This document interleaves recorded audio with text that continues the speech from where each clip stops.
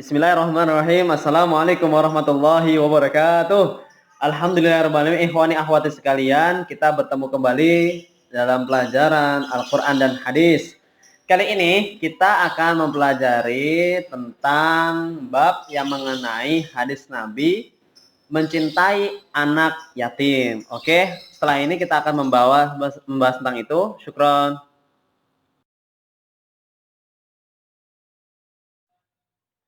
Untuk hadis yang pertama disebutkan an Sahl bin Sa'din anin Nabi sallallahu alaihi wasallam qala ana wa kafilul yatimi fil jannati hakadha wa asyara bi isba'ihi syababati wal wusta.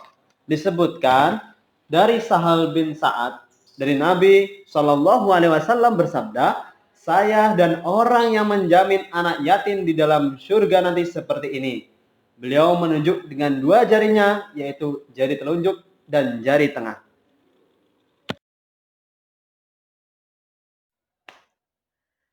Dalam hadis tadi disebutkan bahwasanya yatim adalah anak kecil yang ditinggal mati oleh ayahnya.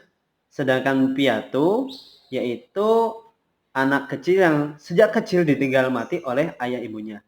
Jadi di sini disimpulkan bahwasanya kita itu yang pertama harus menghormati anak yatim. Kenapa? Karena ketika kita menghormati anak yatim, kita menyayanginya, kita mengasihinya, kita akan mendapatkan imbalan surga bagi yang mencintai anak yatim. Rasulullah bahkan mengibaratkan seperti keberadaan jari telunjuk dan jari tengah, tentu saja sangatlah dekat denganku. Ya, dari situ kita mengibaratkan bahwasanya ketika kita mengasihi anak yatim, kita akan mendekat kepada Rasulullah. Yang ketiga, kita menghormati anak yatim, mengasihi anak yatim merupakan ajaran berbuat baik. Karena sesungguhnya anak yatim termasuk 8 golongan yang kita harus berbuat ihsan. Ihsan berarti berbuat baik kepadanya. Siapa saja 8 golongan itu? Yang pertama, kedua orang tua, kaum kerabat, anak yatim, orang miskin, tetangga yang dekat atau jauh, teman sejawat, ibnu sabil, dan hamba sahaya. Nah, maka salah satunya terdapat sosok anak yatim yang harus kita sayangi, harus kita kasihi. Selanjutnya, larangan bagi kita untuk memakan harta yang dengan zalim atau tidak sesuai dengan tempatnya atau tidak adil. Sesungguhnya anak yang yatim terkadang ditinggalkan warisan oleh orang tuanya, almarhum yang sudah meninggal. Maka ketika anak yang kecil belum bisa mengelola keuangan atau harta, maka dititipkan kepada orang yang mungkin menjadi wali pengganti orang tua tersebut. Dalam hadis disebutkan arba'un haqqun 'ala Allahi alla yudkhiluhumul jannah wa la yudhiquhum na'imaha mudminu khamrin wa akilur riba wa akilu malil yatim bighairi haqqi wal 'aqu liwalidayhi. 4 macam hak atas Allah bahwa dia tidak memasukkan mereka ke dalam surga dan mereka tidak merasakan nikmatnya, yaitu meminum minuman yang memabukkan, memakan riba, memakan harta anak yatim dengan tidak hak, dan orang yang mengabaikan orang tuanya. Hadis riwayat Hakim. Dari sini sungguh sangat menyedihkan bagi orang yang berlaku zalim, terutama memakan harta anak yatim. Maka dari situ ketika ada anak yang yatim, kita harus memberikan kepedulian yang lebih. Jangan sampai kita menyakitinya. Naudzubillah, jangan sampai kita memakan hartanya dengan berbuat zalim. Yaitu tentang hadis yang pertama. Untuk hadis yang kedua disebutkan khairu baitin fil muslimina baitun fihi yatimun yuhsinu alaihi wa syarru baitin fil muslimina baitun fihi yatimu yusa'u ilaihi, yang artinya sebaik-baik rumah kaum muslimin ialah rumah yang terdapat di dalamnya anak yatim yang diperlakukan dengan baik, Dan seburuk-buruknya rumah kaum muslimin ialah rumah yang di dalamnya terdapat anak yatim, tetapi anak itu diperlakukan dengan buruk. Hadis riwayat Ibnu Majah. Dengan hadis di atas disebutkan sebaik-baiknya rumah orang muslim yang di dalamnya memperlakukan anak yatim dengan baik. Sedangkan seburuk-buruknya rumah orang muslim yang di dalamnya berbuat buruk kepada anak yatim. Jadi berbuat baik adalah yang paling utama bagi kita kepada anak yatim. Karena sesungguhnya mengibaratkan sebenarnya rumah yang di dalamnya tempat untuk berlindung, tempat untuk berteduh, di mana ada kenyamanan dan kebahagiaan di dalamnya. Maka buatlah kebahagiaan tersebut, kenyamanan tersebut, hingga kita terapkan dalam anak yatim.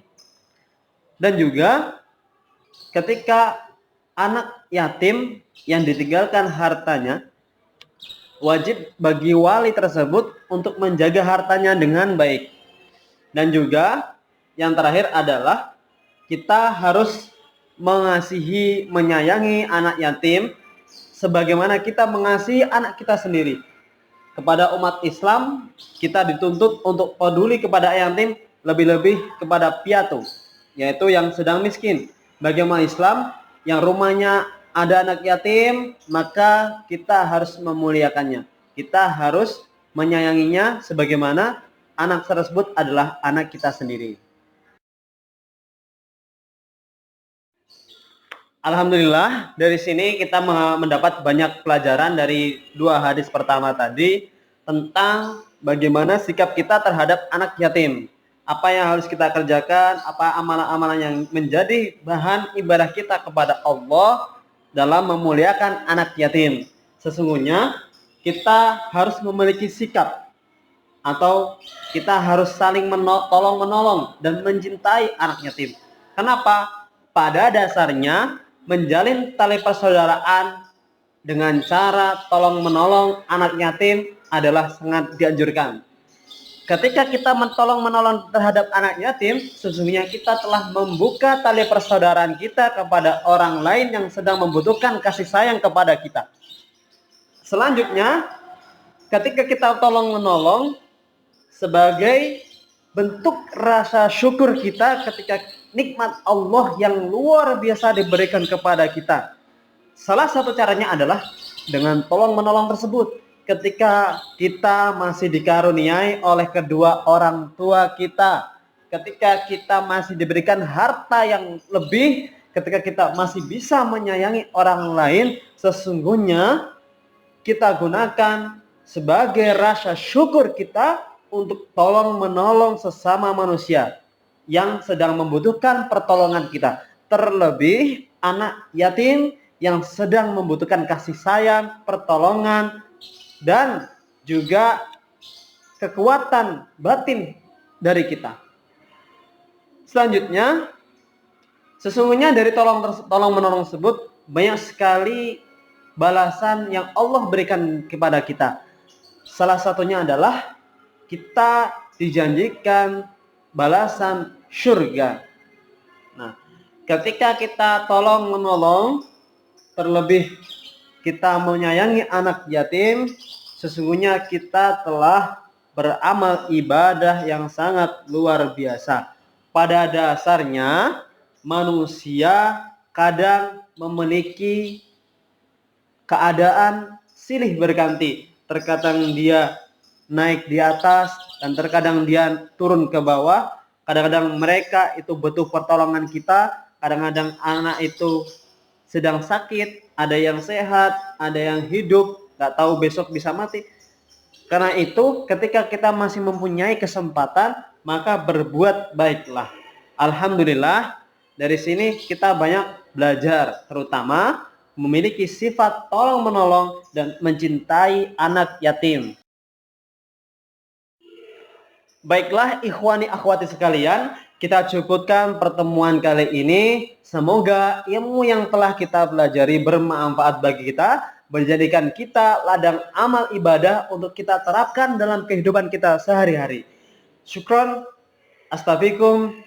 Assalamualaikum warahmatullahi wabarakatuh. Ma'an najah.